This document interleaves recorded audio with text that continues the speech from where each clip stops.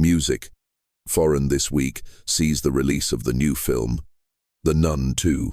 When this character first appeared in the second Conjuring movie, I, along with many others, loved it.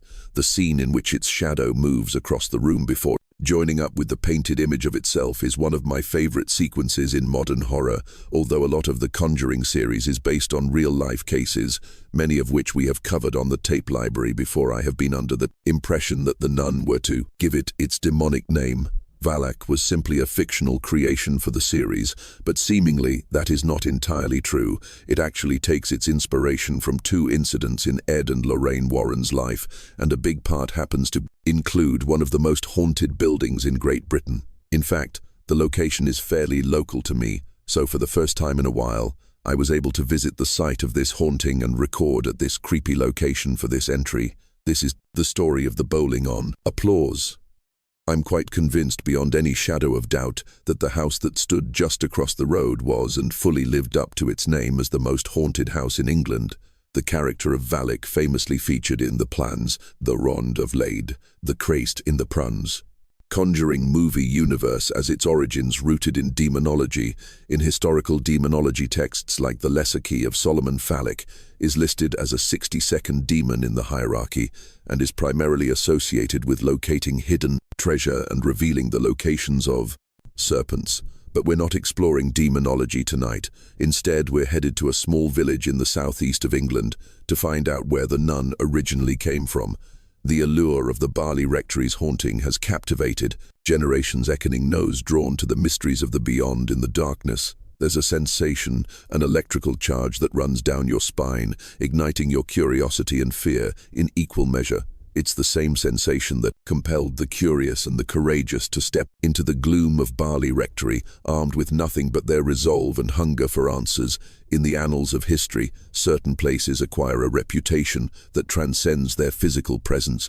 Borley Rectory was one such place, a manifestation of both architectural grandeur and supernatural infamy. Constructed by the Bull family in 1862, the rectory's initial purpose was far from the sinister aura it would later cultivate. It was intended to serve as a dwelling for the Reverend and his congregation, a haven where faith could flourish and souls could find solace. But this wasn't a new place as such. The rectory was being constructed to replace the previous one that stood on their site. The fire in 1841 had completely destroyed the former rectory, and it had taken over 20 years for a new one to be constructed. Ali has always been a refuge for Christianity. Monks have been stationed here since 1360, and of course over the years the area has seen its fair share of dark history, but it is one particular legend that seems to be the basis for everything that would happen in the Borley Rectory. At some point it is said that a monk started having a secret affair with a nun from a nearby convent. Their crimes against God would not go unnoticed, however, and soon they were found out and brought before the elders of the monastery for punishment, and that punishment would be extreme, unbitingly cruel. Both were sentenced to death. The monk was hung on the sites, and it was said that the nun was bricked up alive in the walls of the rectory, although she was apparently locked up alive, left to go insane, and ultimately starved to death. The actual location of where she was kept would later be discovered. Soon after its completion, whispers began to circulate about the Bull family's strange encounters. Visitors to the rectory recounted hearing disembodied footsteps echoing through the halls as if some unseen presence roamed the corridors. The air grew thick with palpable unease, and parishioners often spoke in hushed tones of glimpses of figures that flickered and vanished in the blink of an eye. Had the reconstruction kicked up some sort of energy that lay dormant in the grounds of Borley, or had it always been there just waiting for new visitors? But it would be 1 year after the completion of the new rectory that the legend would properly take root. The rectory was often used as a place for local children to come and play after school. One afternoon the rector was in his study writing. He could hear the sounds of one group of children running around the house, laughing and talking with each other. He had wanted to shoo them back out into the courtyard, but 40 should finish his work first. Suddenly, the voices dropped to hushed tones, piquing the interest of the rector. The children had entered the drawing room in the east wing of the house. The room was shrouded in darkness, and as soon as the children entered, they were hit with an uneasy feeling, curiosity, or misplaced bravado. They got the better of them, however, and the children edged deeper into the dark room. It didn't take them long to notice it at the far end of the room by the wardrobe. There was a figure moving back and forth, barely visible in the shadows. The children all became frozen to the spot, just watching this figure pace back and forth in front of the wardrobe until it stopped. The figure turned to face the children, and in one smooth motion began to move towards where they were standing. As he drew close, its face was illuminated, far from being a shadow. It appeared to be an older woman, her eyes shrunken and dark, her features pointed, skinny to the point of almost being skeletal. She wore the robes of a nun, hung loose over her frail body. It was only when they realized she had no feet and was gliding across the floor to them that the screaming started. The rector came running to the drawing room and discovered that children huddled together, terrified. They told the rector what they had seen and were convinced that she must have been a ghost.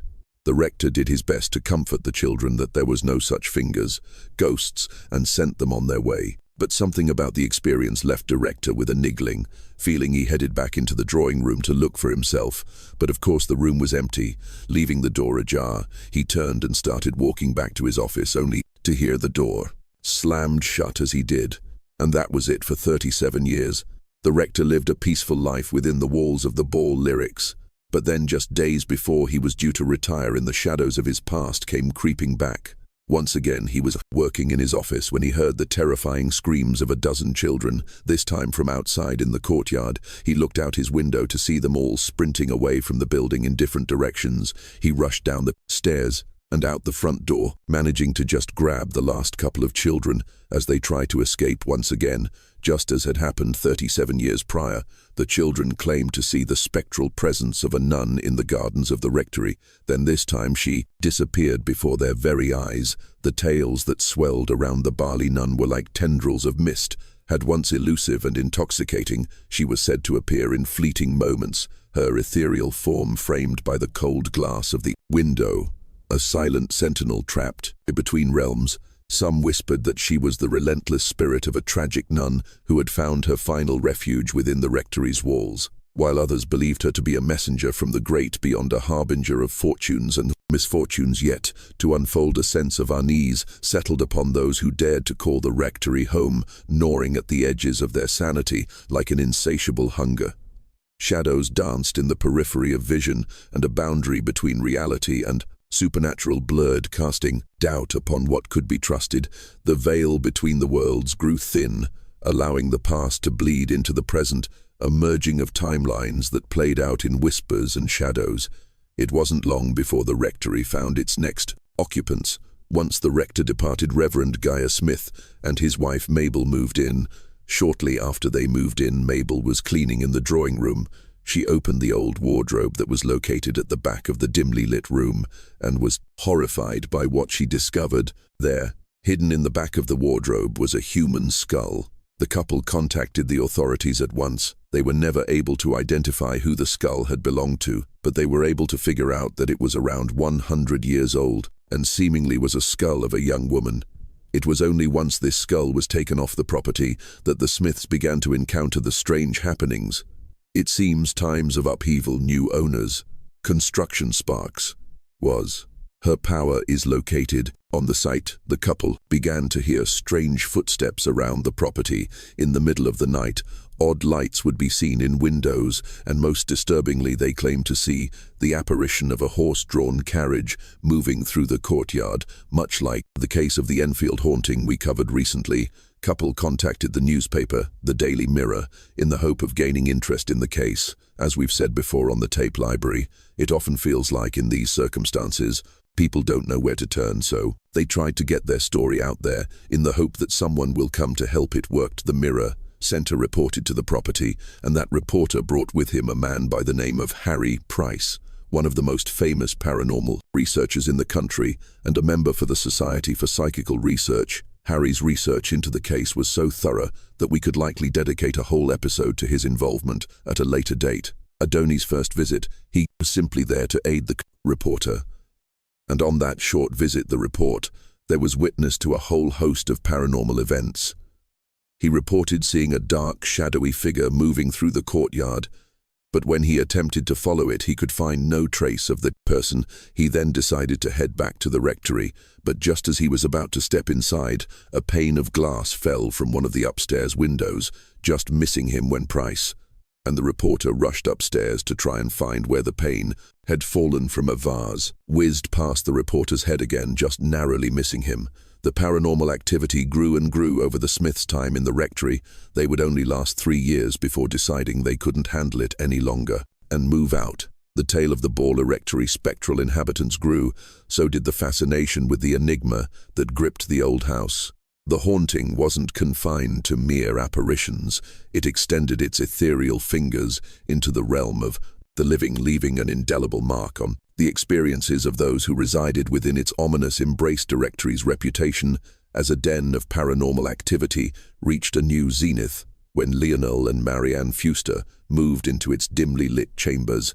The Foresters would become the unwitting protagonists in the haunting. Their presence awakened the dormant forces that lurked within the walls. Marianne, with her quiet demeanor and introspective nature, seemed particularly susceptible to the rectory's influence. She reported encounters that defied logic, an unseen hand that tugged to her clothing. This embodied whispers that echoed in the corridors and objects that moved of their own volition. Yet it was a spirit, sensational need for communication, that sent shivers down her spine. Messages, sometimes written in archaic script, began to materialize on the walls. Lionel, once a skeptic, was gradually drawn into the web of the supernatural. He documented the experiences with a mix of fascination and unease, capturing the events as they unfolded. Objects, levitated photographs revealed strange spectral forms, and the rectory itself seemed to be a portal to the unknown, a gateway through which the living and dead could intertwine more so than any other residents. The Foysters, and particularly Marianne, seemed to experience increasingly violent activity. During the 5 years they lived there, objects were thrown by an unseen force. Windows were broken, and their daughter found herself locked in a room they did not even have a lock on it. The writing that would appear on the walls appeared in multiple different handwriting styles and seemed to constantly be making references to Marianne. It has been suggested that the reason Marianne was singled out was because once again in Bali, history was repeating itself.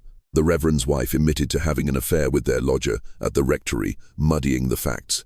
Here further, she claimed she used a paranormal activity to help cover up her own nighttime extramarital activities. After 5 years, the family left Bali in shame, but Marianne's confession did nothing to dissuade the paranormal community as the tendrils of the rectory's supernatural reputation continue to spread, drawing in the curious, the brave, and the incredulous. It became apparent that the Borley Rectory was more than just a haunted house.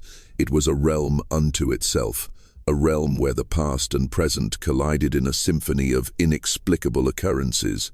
This increase in activities saw the return of Harry Price, a name that would become forever entwined with the Borley saga, a controversial figure in the field of paranormal research. Price's involvement added an element of intrigue and skepticism to the unfolding drama. He arrived armed with scientific instruments and a determination to unlock the mysteries of the rectory. His investigations, while comprehensive, were met with both acclaim and criticism, as he often faced accusations of sensationalism and manipulation. In 1937, Harry Price lived in the rectory for a full year, hiring dozens of people to aid him in his extensive research into the phenomena. Price's seances within the rectory walls served as a catalyst for intensified activity. The veil between the living and the dead appeared to fend further, and the house responded with a cacophony of knocks, unexplained phenomena, and messages communicated through writings on the walls. At one point, the message well appeared on the walls of the rectory, which led Price's team to dig up an old well that lay on the grounds. Incredibly, this led to them finding human remains, supposedly the remains of a long-forgotten nun who had been left at the bottom of this world. The nun was a constant that appeared throughout the investigation, with mediums who visited the site claiming to see the nun, and one even making contact with her. The nun seemingly told the medium that the rectory would once again be destroyed by a fire. Sure enough, 1 year after Price and his team left the rectory, the newest resident of the house accidentally kicked over an oil lamp, burning the rectory to the ground. The building was then demolished, as World War II came to a close in 1944, but seemingly the activity wasn't done. The construction crew who tore it down claimed to experience a host of activity to this day. There are reports of sightings and strange events at the former site of the rectory. The activity is seemingly also spread to the church itself, with many paranormal investigators over the years making the pilgrimage to Borley and making the church the center of their research, with many becoming witnesses themselves to the continued presence of the nun. In This Is Where the Warrens come in the annals of paranormal investigation. Few names hold the weight of Ed and Lorraine Warren. Renowned for their work in exploring the unexplained, they ventured into the heart of the Borley Rectory mystery with a blend of curiosity and caution. Their visit to the Borley Church, where remnants of the rectory's haunting still lingered, would add yet another layer of intrigue for the already mystifying history. Adjacent to the rectory's former site stood Borley Church. It was within the shadow of its ancient walls the Warrens stepped, guided by the whispers of the supernatural. The first experience, for me, it's phenomenal. It was really phenomenal. It's about the only place, Tony, other than going into a home where poltergeist activity is permanent, that everything happened as soon as you get involved, as soon as you walk in, as soon as you get involved in going into this church and beginning your research, something is bound to happen. The pair would make multiple visits to the church and surrounding areas over the years, dubbing it the most haunted place in Great Britain. The church, steeped in history and lore, held secrets. It intertwined with those of the rectory, creating a tapestry of the unknown. Ed and Lorraine were determined to unravel as they explore the churchyard. The Warrens were greeted by an atmosphere thick with the weight of time. Tombstones worn by centuries of weathering stood like silent sentinels, witnesses to the passages of generations in the echoes of stories long forgotten. The church's bell tower reached for the heavens, a connection between the earthly and the divine, while its time-worn pews bore the marks of countless congregations that had sought solace within its walls. Within the hollowed confines of the church, the Warrens experienced an encounter that defied their expectations. As seasoned investigators of the supernatural, they were no strangers to the eerie and the uncanny, yet what transpired within the church's sacred space left even the seasoned veterans awestruck and humbled. Lorraine Warren, known for her psychic sensitivities, reported feeling a profound energy, an energy that she felt the moment she stepped into the church. Late one night in the early 72nd, the Warrens' son-in-law spoke in a later interview about Borley. He claimed that as soon as Lorraine entered the church, she was hit. But the presence of the nun, leaving a powerful imprint on her that, with all the Warrens witnessed over the years, still shook her to her core. Ed Warren, typically a steady and pragmatic presence described in Otherwildly Chill, it seemed to seep into his very bones. He recounted hearing faint whispers that seemed to emanate from the air itself. Whispers are carried with the echoes of bygone conversations, the laughter of children. As he stood within the church, he felt a connection, a thread that linked the present to the past, the living to the departed, and the tangible to the ethereal. But it wasn't just this encounter with the nun that inspired the character from The Conjuring. However, a few years later, Lorraine was at home reading a book when she felt a familiar presence. She looked up to see what she described as a black mass entering her room. She said it was like a vortex, blacker than the night. She commanded it to leave and go back to where it came from, and seemingly it did. Whether this was in fact the poorly nun, some other entity, or something else entirely is something that is up for debate. But both these incidents seem to have been a key part behind the inspiration of the non-character. Ed and Lorraine's encounter with the Borley Church added another layer of complexity that is already intricate tapestry of the rectories haunting their experience. Like those of the witnesses and investigators before them, raised questions that seemed to have no definitive answers. Did they truly commune with the spirits of the past, where their impressions are product of their own psychic sensitivities, or were they tapping into something greater, collective consciousness that lingers within places steeped in history? Whatever the case may be, the Warrens left their mark on the legacy of Borley Rectory, a legacy that spans centuries and continues to captivate the curious and the courageous. Their encounter serves as a testament in the enduring allure of the supernatural, reminding us that even within the seemingly mundane there exists a realm of the unexplained, a realm that tugs at our curiosity and beckons us to peer beyond the veil. That's all for this entry into the tape library. I hope you've enjoyed this dive into the tale of the Borley Nun music. If you have, please be sure to like the video and subscribe. We'll be back very soon with more terrifying tales from the darkness. So I'd love to have you join our growing community of archivists. Until next time, pleasant dreams.